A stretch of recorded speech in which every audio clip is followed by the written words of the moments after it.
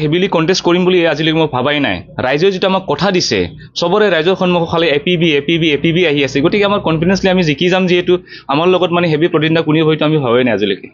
আপোনাৰ বিপৰীতে প্ৰাক্তন মন্ত্ৰী, প্ৰাক্তন EM, BTRৰ অধ্যক্ষ, পৰিষদৰ অধ্যক্ষ আছে, কি ক'ব?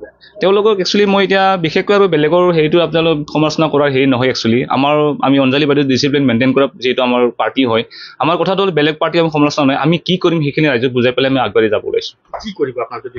আমিতো যেতিয়া ইউথ লৈ পেলাই নৱপ্ৰজন্মৰ যিটো আপোনাৰ নিবনুৱা সমস্যা, বিশেষকৈ সেইটো চবতকৈ এতিয়া মানে চব ভয়ংকৰ এটা আপোনাৰ পৰিৱেশ হৈ আছে। একচুৱেলি এইখিনি আমি সমাধান কৰিব লাগে।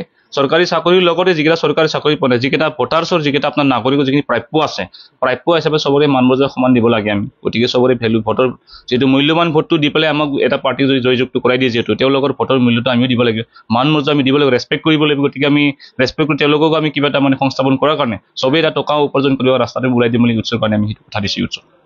আজিৰ দিনলৈকে যিটো বাগানপাৰা সমষ্টিৰ যিটো অৱস্থা, যদি আপুনি জয়ী হয় কেনেধৰণৰ ৰূপান্তৰ কৰিব বা ইয়াক ডেভেলপমেণ্টৰ ক্ষেত্ৰত কেনেকুৱা ধৰণৰ কাম? ডেভেলপমেণ্টৰ ক্ষেত্ৰত চাওক, এতিয়া আপোনাৰ আমি যেতিয়া এতিয়া আমাৰ ভূমিৰ যিটো আমাৰ অধিকাৰ, সেইটোৰ ওপৰত গোটেই ৰাইজে এটা চিন্তনী হৈ আছে। কিছুমানৰ আজি মানে ভাত মুখত দিব পৰা নাই, আমি কেনেকুৱা হ'ম। আৰু গতিকে আজি এটা সময়ত যিটো আপোনাৰ মাটিৰ ভূমিৰ যদি আমাৰ অধিকাৰটো নোহোৱা হৈ যায়, সেই সময়ত আমাৰ আজি নেক্সট জেনেৰেশ্যনটো লৈ কি কৰিব সেইটো চিন্তনী হৈছে ৰাইজে। গতিকে প্ৰথম অৱস্থা ষ্টেপটো হ'ল আমাৰ যদি ভূমিৰ অধিকাৰ নাথাকে, তাতকৈ আমি বেলেগ কথা ভাবিবলৈ আমাৰ কথা হেৰি নহ'ব। আমাৰ ভূমি তাত প্ৰথম লাগিব। তাৰ পিছত আমি তাৰে লগত নৱপ্ৰজন্মৰ সমস্যাটো লাগিব, তাৰ লগত ৰাস্তা ঘাট কৰিব লগা বহুত কাম আছে, আৰু সেইখিনি আমি কৰি যাই থাকিম। যিখিনি পাৰোঁ আমি আগবঢ়াই যাই থাকিম। গতিকে আমাৰ কথাটো হ'ল যে আমাৰ যিটো ৰাইজৰ টকা পইচা মানে মিছ ইউজ হ'ব নালাগে, এইখিনিয়ে।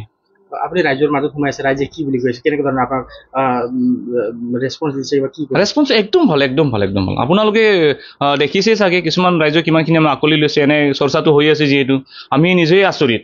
আমি আজি 5 মাহ 4 দিনত ইমানখিনি ৰাইজৰ যে আমি সঁহাৰি পাইছোঁ, ৰাইজে ইমান আকোৱালি লৈছে, ময়ো নিজে আচৰিত। মই নতুন যিটো কেণ্ডিডেট, আজিলৈকে মই লাইফত কোনোদিনে মই ৰাজনীতিত ভৰি দিয়াই নাছিলোঁ। মই কিবা এটা বেলেগ ছেক্টৰৰ পৰা আহি পেলাই ৰাজনীতি সোনকালে অকস্মাত ওলাই গ'লোঁ, ৰাইজৰ কিবা চিন্তাধাৰা কৰি পেলাই, প্লাছ আমাৰ ৰাজনীতিৰ দলটো একদম নতুনকৈ কৰা হ'ল। কিন্তু আচৰিত, আজি ইমানখিনি আমি ৰাইজ পাইছোঁ, আমি সেইটো বহুত আনন্দিত পাইছোঁ একচুৱেলি দেখি পেলাই। কণ্টেষ্টটো মই ক'ব নোৱাৰোঁ এতিয়া। ৰাইজে আজিকালি পকেট বহুত বেছিকৈ থাকে, যিহেতু আমি যিখিনি আপোনাৰ গেডাৰিং দেখা পাই সেইটো ক'ব নোৱাৰে। এতিয়া ৰাইজে চবেই কৈছে যে মোৰ লগত আছে বুলি কৈছে, আমাৰ APB আমি ছাপোৰ্ট কৰিম কৈছে, চবেই যোগদান কৰি আছে। গতিকে কোনে কাৰ লগত কিমান ফিল্ড বনাইছে সেইটো ক'ব নোৱাৰোঁ। আজিকালিতো বেছিকৈ আৰু গেডাৰিং মিটিং নাপায়, পকেট মিটিঙে কৰি। গতিকে মই কনফিডেন্সটো আছে ৰাইজে মোৰ লগত ছাপোৰ্ট কৰিব। সেইটো একচুৱেলি আজিৰ দিনতো আমাৰ যিখিনি মই ভোটত জিকা ভোটখিনিতো হৈয়ে আছে। কিন্তু কথাটো হ'ল যে মই অলবিটিয়েদি যিহেতু আমাৰ বাগানপাৰা সমষ্টিৰ চবতকৈ বেছি ভোট লৈ জয় হোৱাৰ কাৰণে মই চেষ্টা কৰি আছোঁ আজিৰ দিনত।